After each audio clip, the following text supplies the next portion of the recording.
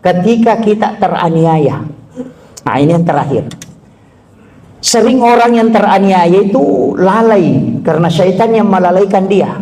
Kalau kita teraniaya, ada orang yang menganiaya kita, jangan marah dengan orang itu.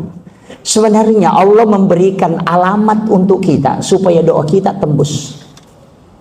Ini yang jarang orang tahu. Makanya kenapa ketika Rasulullah itu dicaci maki, dihina, Nabi tidak pernah marah, justru Nabi itu tenang. Kenapa? Karena dia tahu ini alamat yang didatangkan Allah kepada aku supaya doaku tembus. Karena mungkin selama ini doaku tidak bisa tembus, maka datanglah keadaan aku teraniaya sehingga doaku bisa tembus. Kadang-kala kita Pak kalau teraniaya langsung balik berdoa, mudah-mudahan ini orang celaka, mudah-mudahan pendek umurnya, mudah-mudahan mati. Nah, ini jadi masalah.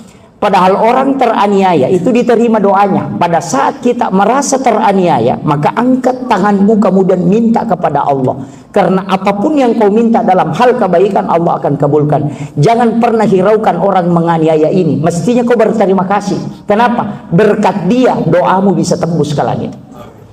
Itu kuncinya.